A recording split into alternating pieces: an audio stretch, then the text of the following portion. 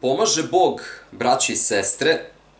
U dosadašnjim snimcima mogli ste me čuti kako pričam o važnosti zajednice, bila to porodica, verska zajednica, nacija ili nešto slično, i očuvanju i širenju kulturnih obrazaca.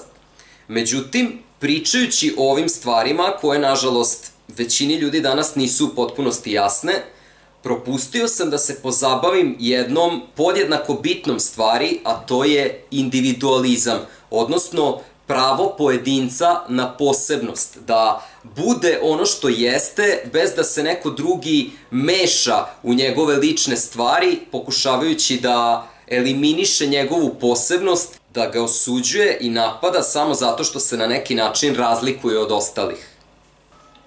Vidite, to vam se zove malograđanština ili ti palanački mentalitet. To podrazumeva banalizovanje elemenata kulture i primoravanje pripadnika zajednice da se pridržavaju tih banalizovanih elemenata kulture, makar u svom najpovršnijem mogućem obliku. Naprimer, odete u neko selo, neku malu sredinu i pustite neku muziku koja ne može da se nazove narodnom, a pripadnici zajednice kažu vidi onog sektaša. Ili, da vas termin ne prevari, to može da se desi i u većim mestima, na primer, Krug dvojke u Beogradu. Odete u Krug dvojke, pustite nešto što može da se nazove narodnim i ljudi kažu vidi onu seljačinu. Ovakav pristup, međutim, je podjednako loš koliko i odricanje od svake vrste zajednice i objasnit ću zašto. Nažalost, mnogo je danas ljudi koji zanemaruju ili čak u potpunosti negiraju vrednost posebnosti drugih ljudi, bilo to iz zavisti jer on nije poseban pa zbog toga zašto bi bilo ko drugi bio, ili iz čiste pakosti, eto, traži izgovor da nekoga ogovara da bi se osetio boljim od njega, ili iz straha od promena koje individualizam i posebnost drugih ljudi mogu da donesu, ili čisto zato što tako rade svi oko njega pa je i on tako naučio. Potpuno nebitno. Ubijanje individualnosti u jednom društvu ima izrazito negativan uticaj ne samo na pojedinca, nego i na čitavo društvo. Zašto? Što je mudar čovek jednom rekao, ako ja imam novčić i ti imaš novčić i ja tebi dam svoj novčić i ti meni daš svoj novčić, obojice imamo po jedan novčić. Međutim, ako ti imaš jednu ideju i ja imam jednu ideju i mi razmenimo te ideje, obojica sada imamo po dve ideje. Ideje su jedna od onih stvari koje što se više dele, to ih više ima. Što se više dele, to se više množe. Prema tome, što više ideja ima jedno društvo, to je to društvo intelektualno bogatije.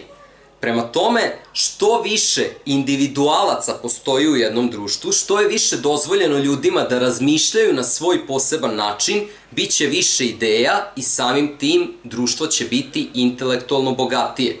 Prema tome, ako mi pojedinca u određenom društvu ograničavamo na neki mali kalup, onda će mogućnost stvaranja ideja u tom društvu biti poprilično mala i samim tim to društvo neće napredovati. Dobar primjer je ova priča o Nikoli Tesli. Otac Nikole Tesle, otac Milutin, želeo je da mali Nikola kad poraste bude sveštenik kao i on. Mali Nikola, međutim, želeo je da se bavi naukom.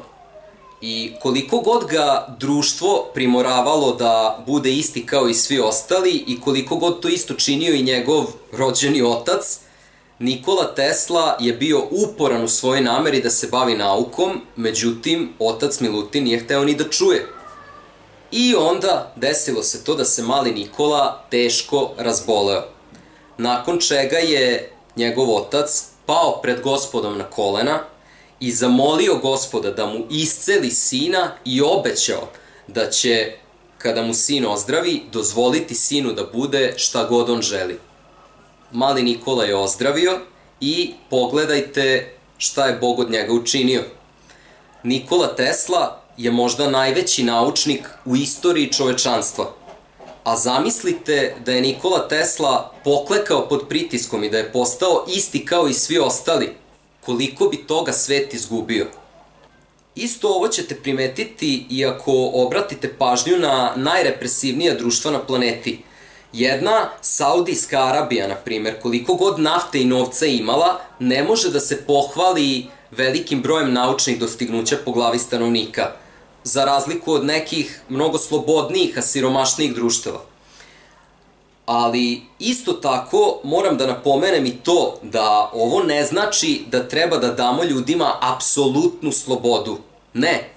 U slučaju previše slobode, a premalo principa, previše prava, a premalo odgovornosti, prevelikim fokusom na pojedinca, a premalim na društvo, možemo dovesti do toga da društvo propadne, a onda će pojedinac biti prepušten sam sebi i na kraju biti porobljen od strane nekog društva koji mu neće garantovati toliku slobodu.